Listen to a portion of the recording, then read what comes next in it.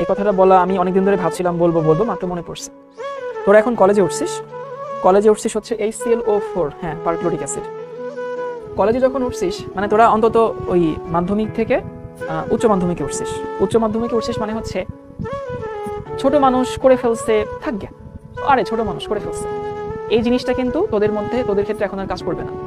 Class 5-এর একটা ছেলে যদি ভুল করে, আমরা ধরে না আরে ছোট মানুষ, ওর কাজে আমরা পাত্তাই দিই না, মানে ও আসলে সমাজে এখন এতটা ইম্পর্টেন্ট হয়ে পারে না। কিন্তু যখন তুই কলেজে উঠে গেছিস, তো কিন্তু সমাজে এখন অনেক ইম্পর্টেন্ট হয়ে গেছিস এবং তোর প্রতিটা স্টেপের একটা করে কনসিকুয়েন্স থাকবে। ইভেন তুই যে ক্লাসটা করতে বসছিস নাই, এর একটা পরিণাম অবশ্যই আছে, মাথায় রাখবি। তোর প্রত্যেকটা every step has its consequence, এরকম একটা কথা আছে।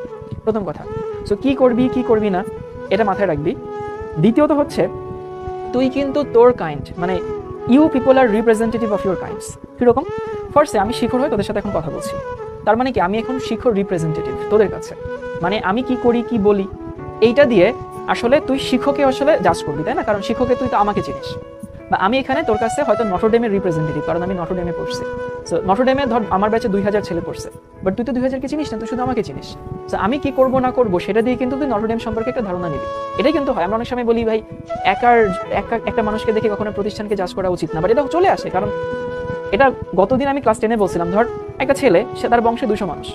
এখন আমি তো 200 মানুষকে চিনি না, আমি তো চিনি আসলে ওই একজনকে। এখন যদি ওই একজন বেয়াদব হয়, আমি তো এটা আমার সাবকনশিয়াস মাইন্ড ধরে নিবে ওর পুরো বংশ ধরে বেয়াদব, কারণ আমি তো বাকি 199-কে জানি না, চিনি না। সো ও হচ্ছে ওই বংশের আমার কাছে রিপ্রেজেন্টেটিভ। ইভেন ধর তুই যখন ঢাকায় আসিস তখন তুই তোর জেলাকে রিপ্রেজেন্ট করিস, তুই যখন জেলায় থাকিস তখন তুই তোর থানাকে রিপ্রেজেন্ট করিস, যখন তুই থানায় থাকিস তখন তুই তোর ইউনিয়নকে রিপ্রেজেন্ট করিস, যখন তুই বিদেশে যাবি, ফরসে তোরা USA পড়তে যাচ্ছিস, তখন তুই কিন্তু তোর দেশকে রিপ্রেজেন্ট করবি। তুই কি করছিস না করছিস সেটা দিয়ে মানুষ তোর দেশকে জাজ করবে।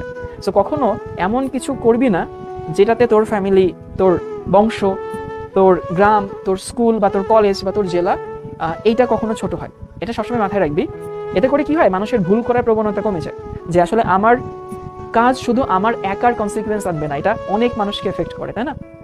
অনেক মানুষের সুনাম দুর্নাম এটার সাথে জড়িত। সো ডেফিনেটলি কোনো জিনিস মনে রাখবি, এখন তুই সমাজ অনেক ইম্পর্টেন্ট, তোর কাজটাকে মানুষ ছোট মানুষ করে ফেলছে আর ভুলে যা, এটা কিন্তু দেখবে না। তোর প্রতিটা কনসিকুয়েন্স, মানে স্টেপের একটা কনসিকুয়েন্স থাকবে। আর তুই তোর কাইন্ড, মানে তোর যে স্বজাতি, সেই স্বজাতিকে রিপ্রেজেন্ট করিস যে কোনো জায়গায়। সো সেখানে অবশ্যই মাথায় রাখতে হবে আমি কি করছি এবং এটা কাদেরকে এফেক্ট করে, এটা মাথায় রাখবি সবসময়।